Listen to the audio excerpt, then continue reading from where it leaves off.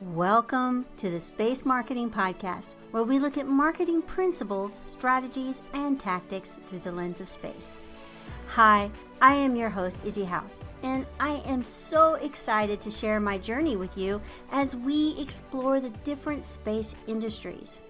On this episode, we will look at the satellite segment with Julie Bonner, Creative Director for Freefall Aerospace. So lift off in 3, 2, 1.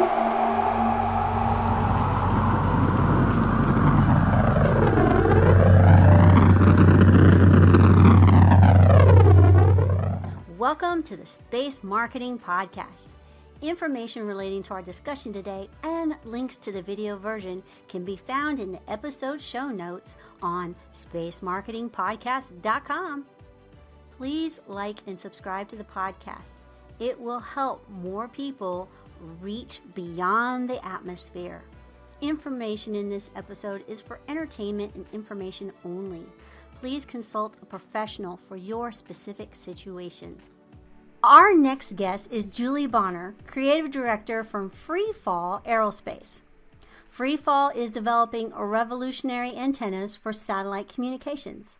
They provide high-gain telecom over a wide field of view with efficient beam steering by coupling their phased array line feed with a spherical reflector. That means that significantly reduced weight and complexity for ground stations or spacecraft antennas, and the result is more data when and where it is needed at a minimum cost. So, Julie, welcome to the podcast. Thanks so much for having me. Happy to be here today. So it is a pleasure to meet you. And what I like to do first is actually meet you. So why don't you tell us a little bit about you and how you got interested in space? I'm here in Tucson, Arizona, and space kind of came to me. So let me explain that. My background is as a graphic designer, and almost 7 years ago, I had a freelance design project for Freefall Aerospace. So that's how I was connected to a company building innovative antennas. And so they needed a new brand identity, marketing collateral. They were going to do a trade show. And so I was hired as a contractor to work with them. So that's how I actually connected with space. And I can't deny that I've always been fascinated by space, but this was my up close and personal lesson in learning about space and, more importantly, communications. You first linked to me and you tagged me and I'm like, oh, what is this? And I was curious because I had not seen Freefall Aerospace before, and that's really hard to say really fast. And but marketing tip for listeners: engage with people that you follow, like, or are connected, because social media is not just a place to post your content. It is a place to actually meet people, and I was able to meet you via that post. I appreciate that, and I think that's a great tip. I think sometimes we may like posts on LinkedIn, but really it's commenting and being engaged and asking questions is where we can start building those connections. Oh, and the questions are so important because, like with me, I need to know what questions that, the marketing professionals that are, space curious want to know, as well as the business owners that need some marketing tips. I need to know what you need to know. Right. It is so important to have that back and forth conversation. But I love LinkedIn because I get to meet very interesting companies and people in space, and you are one of them. Thank you. When I looked up Freefall, I'm like, wow, this is so cool. So do you want to tell us a little bit about what Freefall does? Definitely. So one, I will actually just share where the name came from, because some people are like, wait, what is this? And what does that mean? Go figure, our co-founder and inventor of our technology, he is a professor of astronomy. So where the name Freefall came is that anything in orbit is in a constant state of free fall. So it really ties back to their background in radio astronomy is where the name originated from. And why Chris Walker is still a professor of astronomy at the University of Arizona. And that's where free fall spun out of. So almost, I think 7 years now is when this technology, Chris Walker had created this, and they went through the incubator program at the University of Arizona. And then the U of A is who recommend that the leadership talk to me about helping them with their design and marketing. So that's how we got connected originally. And you mentioned in the beginning a bit about the technology, but if it's okay, I'll explain what you brought up. So what makes this technology so unique are a few things, and it's sort of the coupling of a spherical reflector and also steering the beam around. And how this is different is from, you may have seen ground stations that are parabolic and you need to move the entire dish to point and to connect with the satellites going over. Our technology is keeping a stationary reflector, so no need to adjust it and point it. That's staying where it is, and we can steer the beam around. This helps save on many things like power, and what everyone cares about is cost. So lowering the cost also of providing this connectivity from space to ground. Well, in one of the pictures, it looked like it was a balloon that turned into a dish. So that was extremely interesting, and I had never thought about that before. That's our technology in space. That's where things started for freefall, was creating a really lightweight, low mass inflatable antenna that you could launch into space. It would open up and deploy a very nice large aperture, but the weight would be so much far less. And obviously we know everything that you launch costs a lot of money, and it really is dependent on the weight and size. So here is a way to fit this technology in 1 or 2 U's within a CubeSat or small sat and get it up to space and then provide connectivity and data back down to Earth. So that's the inflatable CubeSat antenna. That is awesome. When we first started, it was over an article that I had posted about the importance of having a marketing professional on your team for a space company, because space is kind of new to the game of promotion, outreach, and marketing. And your title is just as important in this discussion as the free fall part, because you're a creative director.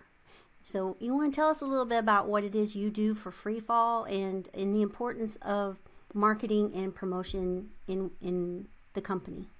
Right. My title is Director of Communications, and you may be referencing to my past titles and other positions were Art Director, Creative Director. And so that kind of shows my background in design and sort of managing everything for a brand, especially the visual side of things. So like many other people you probably are talking to, I'm sort of the creative department, the PR, the marketing within a small company. So we're a company of about 10 people, and everyone else is an amazing engineering expert. And then I'm here to help communicate what they're doing with potential customers, with the public, and engage with our community. So you do a lot, you wear many hats, and it's very hashtag startup life, I would say. It's important to note that having even just one person on your team that understands marketing and understands promotion, they're able to get what you need outside of the actual company and not have a full staff. So, but if you're just, the bookkeeper or something, you're not going to understand what is good and what is not, what is attractive, what is connective, and so you want to talk about maybe some of that. What does your day look like? Well, and I'll add to what you were saying. I think one of the pieces is the leadership recognizing the need to bring in someone on the marketing or design side. And I was brought in, like I mentioned, almost 7 years ago. I was like the fifth or sixth, I think fifth employee with Freefall Aerospace. So that contracted design work actually led into a full-time position because Doug Stetson recognized the need and the importance of having quality and professional work designed and communicated from, I think, a fairly early time in the company. But I think it shows recognizing the importance of that, where someone like me can help take a company as they're growing. Many times we see case studies, and when we look at a successful company, we don't see the blood, sweat, and tears that go on behind the scenes. So what are some of your marketing challenges that you've encountered, in your journey with Freefall? I'm sure that many tech companies or people handling the marketing can relate. So one of them is definitely creating new technology. So the company's developing new technology. It's probably innovative. People don't not necessarily understand how it works just yet. And so explaining how does this new piece work? Why is it better? Who can it help? And a big tool for me is working with a local animation company here in Tucson. And so, my background's in design, but I work with the animators just a few blocks away to help bring that tool into our toolbox. And so that quickly with animation or video, I can show customers, this is how it works. Here's why it's better. Here's how it benefits you. And so I think having those type of tools are so beneficial when it's something new and people don't understand it exactly just yet. So you're like showing versus telling.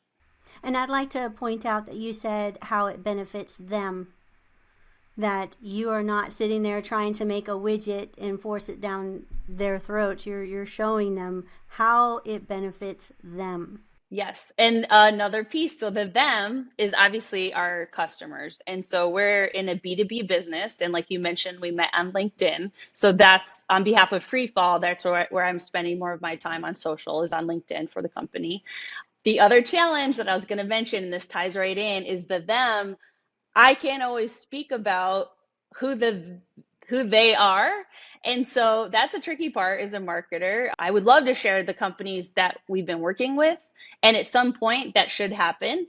But for now, I can't. And so that's another challenge in this line of work with new technology, research, design, prototyping, new things that are coming, is you can't always share. And a smaller company like us would love to be able to share the names of some of these larger companies that we're working with. So that's a definite challenge. And I'm hoping, though, over the next year, I'll be able to share more about who those companies may be. Let's just say they're big. Yeah. Yeah. And yes. And so I think that's a challenge in sort of, I think, the tech world. You're working on new things, you sign NDAs, and that's where we're at. So But I would like to point out that does not mean that you don't do marketing and you don't do promotion. One of the things I actually have a book about space marketing, and one of the challenges I put in there is the secrecy. So you get a lot of companies that are like, oh, we don't want to talk about what it is that we do. Well, if you don't talk about what you do, there's ways you can talk about it. But if you don't talk about it at all, then it's like you don't exist. You don't exist. Guess what? You don't get the investment dollars. You don't get the customers. You don't get the thought leadership, and you cease to exist. I would say this: if you don't have sort of anything out there, if you're asking for funding and you don't even have a website, you don't have any sort of, you're not very searchable. You don't show sort of a track record of some of your milestones or what you're up to. Those are all things that people are searching. They're checking you out before you can even move to that next conversation. So it is important to have a presence, have a consistent brand. Obviously, I'm talking about design. Wait, where's my logo? I designed this logo, so you better believe it's it's painted on our conference room, and it's on the sign outside our building. And when we do events, it's the trade show graphics are right there. And so having that consistent brand, whether it's in person or it's making sure our LinkedIn looks consistent, to our site and consistent and on and on. So it's building that brand and having consistent branding. And it's professional. Yes. And it's getting your story out there. And you don't have to give away your secrets. Right. But No. you do have to share your stories. Right. And how it, and make it about your customer you can't name, their story, as much as you can. That's, with a non-disclosure. So there's ways that you can work with what you have. Right. Hold on to your boosters. We will be right back with guest Julie Bonner, Communications Director for Freefall Aerospace, after a brief message from our sponsors. Please like and subscribe to the Space Marketing Podcast wherever you listen.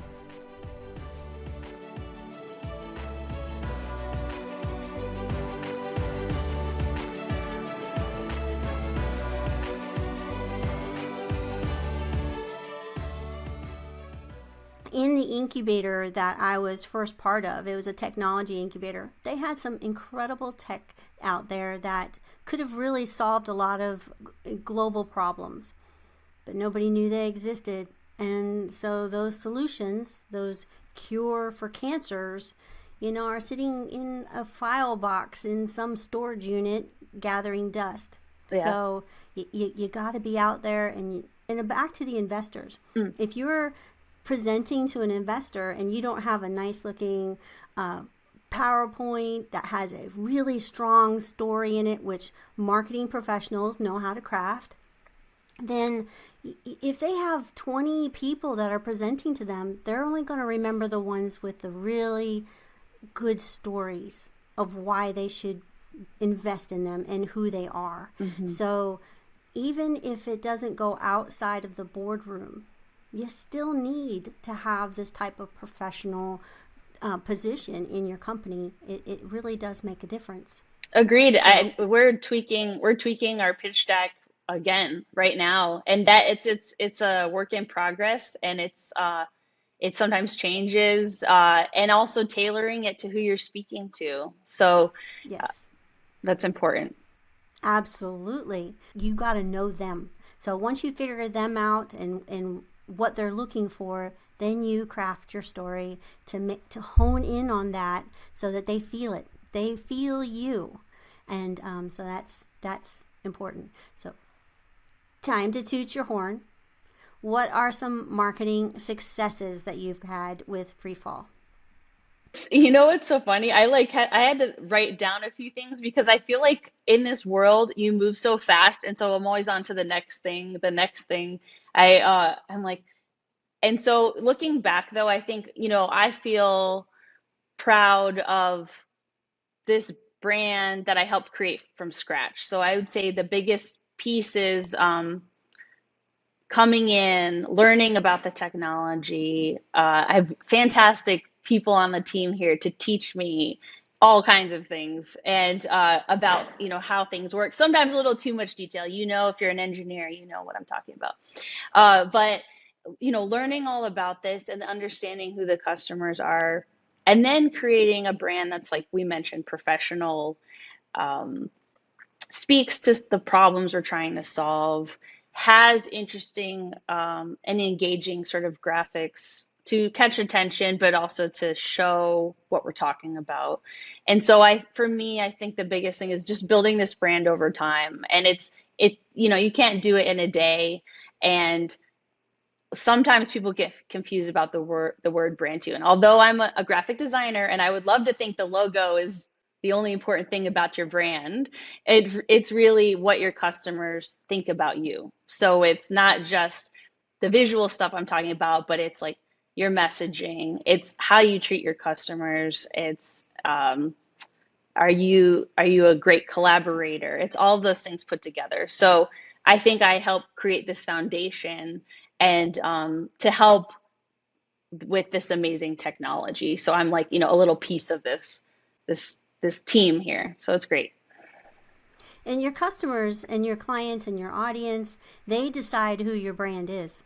I mean, you can control it to a certain point, but At the end of the day, it's how they feel when Right. they see your brand. It's the connection, the emotional connection that happens. So if they had a bad experience with somebody that is, not even a public facing person, that's what they're going to feel. So Mm-hmm. having happy people on your staff Yes. and having a consistent message with your staff, even the person that has nothing to do with it, as long as it's important that they understand the message that you're trying to get across too. Marketing is everything that you do. Yes. I'll add to the stuff about sort of the staff and environment too. Like I feel fortunate to work with, I keep mentioning really smart people, but also kind people. And our leadership, including Doug Stetson, and now Dan Gerasi is our new CEO here, uh, create this environment of collaboration, engagement. It's just a nice place to come to work. So I think that sets a real tone, being able to hopefully share that in, if you noticed, sharing like our company photo, like it had our dogs in it. We have portraits of our office dogs. They're here, so if they bark, that's why, like they're here. Oh, um that is so cool. yeah, so just like this sort of great environment to work, and then it's just a pleasure being here, and it's a pleasure for me to share, what we're working on. A point that I mentioned before in another interview with Nat is that, as a creative person, you are kind of the filter of what you're experiencing. And if you don't have a good experience day to day, it's going to show in your work. You can't help it. I remember the first time I realized this, I was friends with another graphic person, and she was miserable, and she had to do this carousel art, and there was a really bad thing going on at work, and the tiger on this particular picture that she had created looked so sad because that's what she was feeling when she was Oh, coming in, and she didn't even know that the expression on the tiger that she had created was a sad expression. It just was like an echo of her. So that's when I realized we kind of amplify whatever the mood is, and without even meaning to. So it's really important to make sure that your creative people feel valued, feel happy, and that they get to build their craft as well. So, like an engineer, when they create parts and it works, there's no other joy in the world that can beat that. And we too have a craft, and so when we build parts and then we see it work, hmm. oh man, that is just the coolest day ever. I will emphasize the part about feeling valued, and I could tell just even during my experience contracting, doing design work and marketing, collateral for Doug Stetson, how he valued what I did, and so that was a big reason for me to accept coming full time. And all these years later, I still feel valued for what I'm doing, and I think you're right. That is so key, especially as a creative. I also got into being a creative because I love seeing like the tangible things that we're creating and like people using them, and so it feels really good to be in an atmosphere like that. And yeah, I think that's why a creative can thrive, is if they have that kind of support from their team. And who doesn't love to play with the beautiful images of space? Oh my Yeah, gosh. right. Yeah, it's inspirational. Yeah. It's positive. It's just it's amazing. I love the space. Yeah. And so speaking of space, Okay. where do you see the space industry going, and like maybe just the satellites in particular, the Sure. satellite ground station, where do you see them going in the next 10 to 20 years? What can we look forward to? Well, I think when you think about being in space, obviously life support is it like the number one, but I feel like number two is communication. And there's no reason to send things up there or to live there, or yeah, do research if we can't get the data back down and learn like what's happening, or people can't communicate with each other. So our line of work in the communications industry is like, I think, crucial in the future. And, we're still working on stuff down on earth too. And so I'm sure we've all heard of the, bridging the digital divide, but there's many people here without connectivity. And so it's going to be sort of the same thing on space. So if you can relate it, like staying connected, like these people on earth need connectivity to thrive. And so we're creating these ground stations that will work in remote areas. And so space is just like another level of that. So keep getting people connected so that they can like live as they should be is very important. So I think that's where things are going. And with small populations, communications with the outside world, pun intended, I guess, is so important. It's like, if you have a moon base, being able to talk with family, and during COVID, we got to experience a lot of that isolation. Mm-hmm. So, and the internet became a lifeline for a lot of us. Yes. And it opened up space for me because I was able to connect with people that were in different continents. And that's just so awesome. That's really cool. And everybody needs that, even if going on to the moon and to Mars and to beyond. So, it is critical. Yes, for sure. For well-being. Right. For well-being. Yes. So, last question of the day, and I always ask, is what thoughts do you want to leave our audience with today? What do you want them to mull around as they go about their day going, that's pretty interesting. I need to look into that. Okay. There's actually so many things, but I would say one where I can really speak to the most is bringing creatives into your team and realizing that having people of different sort of perspectives only makes you stronger, can bring like fresh ideas, can help complement what you're already doing. And so, when I was 3, I said I wanted to be an artist, and I am actually a fine artist too. But never did I think I'd be working in the space industry. I just didn't connect those dots. This is kind of an interesting path that I'm here at this point. But I feel like opening up space to everyone. So not just like the engineering route, but you can be a creative and be integral in the space industry. So that's kind of where I would leave it, is just that space is open to everyone, and everyone's going to be a part of it, and it'll be a very important piece, I think, is having people with different thoughts and ideas like around the table, around the world. So, and as creatives, I'm a fine artist as well.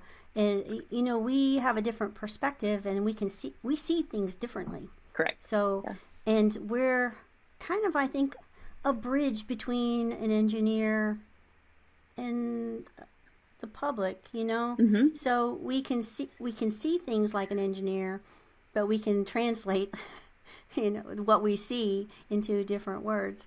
So it may come up with solutions. There may be something that is obvious to somebody with an art background that may not be obvious to who's looking at it at the time. And so even in engineering, the creatives can help figure out some solutions. Yeah, I think where this aligns too with marketing and business. So it's interesting, we're in this, we have very like a lot of similarities here, is that artists have empathy. I don't know an artist that isn't empathetic. And I think that as marketers too, we bring the empathy into the equation. We understand, we ask questions, and how do these people feel? What's their problem? putting yourself in someone else's shoes. So I think that's another reason that artists or creatives can bring that to the table, can bring that to a team and help them really think about not just like your own needs, but like what really are the other people's needs. Absolutely. So was I saw a look on your face, and it looked like you might have had something else you wanted to talk about. Is there anything you want to talk about that we haven't covered? Well, what I would just say is, I mentioned I'm in Tucson, Arizona, and I feel like Arizona, there's a lot happening here in the space industry, and it's not like a Houston, or it's not, it's not Texas, or it's not Florida, but there's a lot happening, and even right in Tucson that people may not be aware of, because we're like, these different sort of smaller companies growing and creating really interesting technology. So what I would say is, to anyone listening, check out the Arizona Technology Council. We're involved with that, and it's a great way to see like the membership and what we're doing. And right in this town, we have Paragon. They're creating life support systems. We have Phantom creating sort of new rockets, and we're working on the communication side. So I would just say to keep your eye on what's happening in Arizona, and specifically Tucson, for the future of space. And education. Arizona State University is leading the way in traditional education in space. I mean, I've attended some things from ASU that all the way I live in Kentucky. So they are doing a wonderful job, and there's just so much awesome stuff. I've actually gotten quite a few guests from Paragon. Oh, yeah. We've actually interviewed them, and the Arizona Spaceport Alliance, we've had those on. So, Yep. There's just so much going on in Arizona, and my hat's off to Arizona. Yeah, it's just, I'm like so happy that we're a part of it. And one of my goals is just connecting with the community and helping out. And I'm involved with SheTech, which is bringing in 500 high school female students once a year. And I do workshops with them and exposing them to sort of the space industry and possibilities. And so there's a lot of great stuff happening. And I love sort of that, like you mentioned, the education piece, and then especially the youth and getting people involved with STEM. I love that. It's so much fun. Well, and if you listen to my show, that you know that education is my most favorite marketing strategy ever, because you're making somebody better. And, educating is how NASA was able to get the Apollo program off the ground, is through education. So, and I believe it's vital. And I think the schools, if we can get more STEM and more focus on workforce development, that would be a very good thing. I'm seeing some trends that kind of bother me with STEM, in the school system. So, I love the fact of what ASU is doing, and keep on. And I'll plug to U of A too, because many of my colleagues went to University of Arizona. There may be a rivalry. I don't know. Just well, kidding. They're both awesome. They are both awesome. A special thanks to Julie Bonner, Head of Communications for Freefall Aerospace, for sharing her journey to space. Be sure to check out her links listed in today's show notes. Please like and subscribe to the Space Marketing Podcast so you can help get the word out about this incredible industry of space. I hope that you have found this podcast useful for your journey as you reach for the stars.